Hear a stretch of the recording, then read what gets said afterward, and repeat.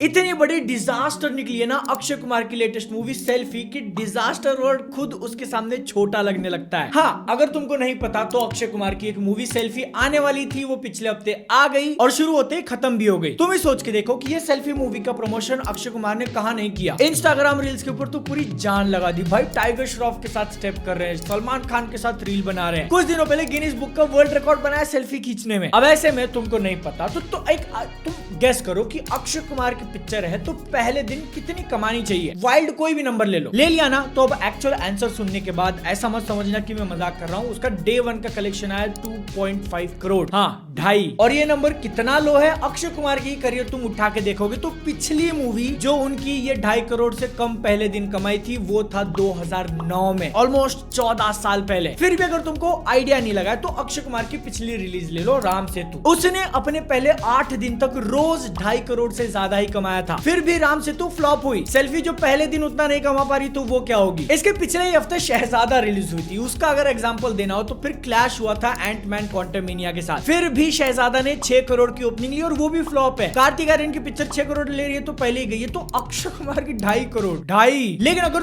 तुम उनके फैन हो, तुमको बुरा लग रहा है तो एक रे ऑफ होप जरूर दिख रही है कि डे 2 पे उसने 50% का जंप दिखाया है। 2.5 करोड़ से बढ़ के 3.8 करोड़ कमाया। अब यहाँ पे कोई एक छोटी मोटी पिक्चर होती तो ये 49-50% का जो जंप है वो काफी ज्यादा इंप्रेसिव माना जाता, लेकिन सेल्फी छोटी पिक्चर नहीं है। और इस मूवी ने कितना लो ओपन किया है उसका एग्जांपल देना हो तो अगर संडे को आज के दिन पिक्चर 100% भी ग्रो करती है, फिर भी तुमने सेल्फी के पहले तीनों दिन के कलेक्शन मिला दिए। राम सेतु के डे 1 से कम ही होने वाला है। इमेजिन करके देखो कि राम सेतु भले दिवाली के आसपास रिलीज हुई थी, लेकिन फिर भी दूसरी पिक्चर का 3 दिन टोटल कलेक्शन इसके एक दिन को बीट नहीं कर पा रहा है, जो कि ऑलरेडी लो था। राम सेतु का ओपनिंग भी कम ही था। तो अगर किसी को पिछले साल क्लियर नहीं हुआ था, अब हो जाना चाहिए कि अक्षय कुमार का टाइम खराब चल रहा है। सेल्फी को लेकर फिर भी छोटी सी उम्मीद बची है कि शायद इसको धीरे धीरे करके ऑडियंस मिले। जिन लोगों ने ये पहले 3 दिन में देखा है उनको पसंद आई तो उन्होंने बाकी लोगों को रेकमेंड किया और ऐसे करके शायद आगे के कलेक्शन उसके अच्छे हो। लेकिन इसने स्टार्ट ही इतना कम लिया है ना, लाइक एक्चुअल में पिक्चर का लॉन्च इतना खराब हुआ है कि अब इसका शायद कुछ भी नहीं हो सकता, क्योंकि जो बजट इंटरनेट के ऊपर कोट किया जा रहा है फिक्स नहीं पता, वो 80,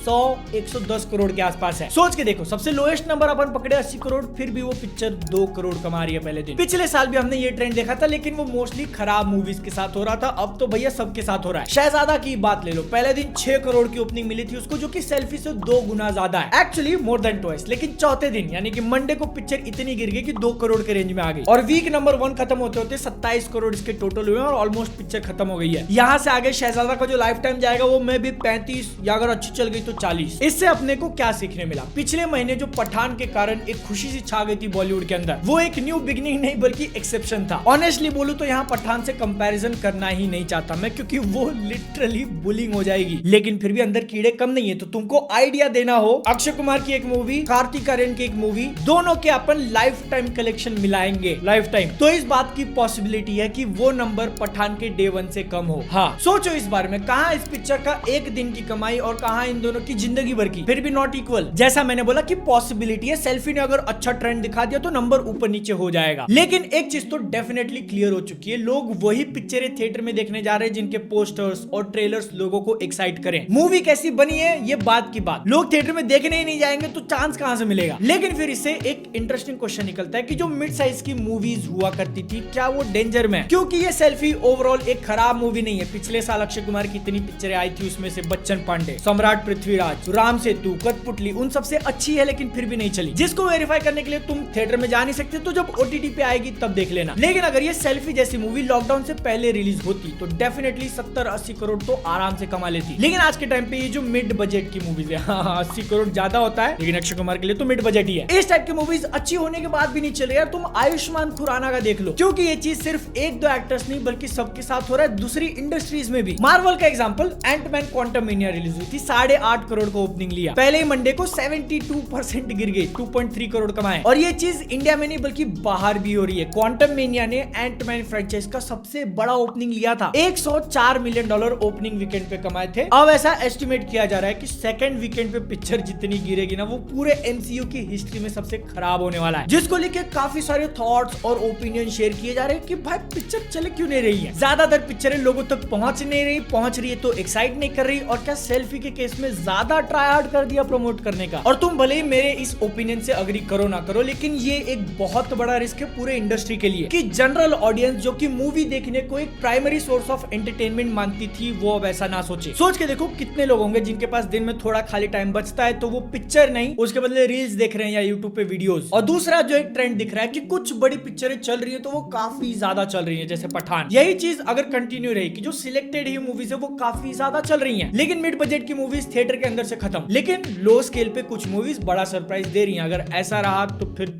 शायद इंडस्ट्री के सर्वाइवल पे क्वेश्चन आ जाएगा यार, अगर इंडस्ट्री कंसिस्टेंटली पैसा नहीं कमा पा रही है तो। और ये सिचुएशन एक्चुअल में ट्विटर के किसी भी बॉयकॉट ट्रेंड से ज्यादा सीरियस है। जनरल ऑडियंस का इंटरेस्ट एकदम से खत्म हो जाना। पहले भी होता था कि कई सारे लोग सिलेक्टिव पिक्चर थिएटर में देखने जाते हैं और वो आज भी है, लेकिन पहले ऐसी मूवीज जो कि थोड़ी बहुत इंटरेस्टिंग है, थोड़े बहुत गाने उसके चल गए, थोड़ा बहुत प्रमोशन कर लिया तो वो भी 40, 50, 60 करोड़ कमा लेती थी। ये चीज अब हो ही नहीं रही। और जो लोग थिएटर में नहीं देखने जा रहे हैं वो OTT का वेट कर रहे हैं। तो तुमको क्या लगता है, सेल्फी जैसी मूवीज डायरेक्ट OTT पे अब रिलीज करनी चाहिए? काफी सारे लोग इसका हाँ में आंसर देने वाले हैं, लेकिन OTT अभी इतना बड़ा स्पेस नहीं हुआ है कि सारे मिड बजट मूवीज को वो संभाल सके। ऐसी मूवीज का थिएटर में पैसा कमाना आज भी जरूरी है। तुम्हारे जितने भी थॉट्स है, मेरी बात से अग्री करते हो, डिसएग्री करते हो, वो सब कुछ बताना, लेकिन अगर हमको घूम के वापस अक्षय कुमार पे जाना हो तो सोच के देखो कि टाइम किस तरीके से चेंज हो चुका है। ऑलमोस्ट 1 साल पहले जब सूर्यवंशी आई थी तब इंडस्ट्री के काफी सारे लोग बोले थे कि भाई ये तो सेवियर है, सिनेमा को बचा लिया। 1 साल बाद वही रोहित शेट्टी और अक्षय कुमार की पिक्चरें 30-40 करोड़ भी नहीं टच कर पा रही। अक्षय कुमार के लिए थोड़ा बुरा लगता है क्योंकि उनकी रक्षाबंधन और ये सेल्फी ठीक पिक्चर है, लेकिन शायद सम्राट पृथ्वीराज से जो उनके इमेज को डैमेज हुआ है वो शायद अभी तक रिकवर नहीं कर पाए। आगे क्या होगा देखना काफी इंटरेस्टिंग। और अगर वीडियो तुमको इंटरेस्टिंग लगी तो सब्सक्राइब कर दो। चैनल की एक और इंटरेस्टिंग वीडियो ये रही, मेरा इंस्टाग्राम हैंडल ये रहा। मैं मिलता हूँ अगली वीडियो में। जय हिंद, वंदे मातरम।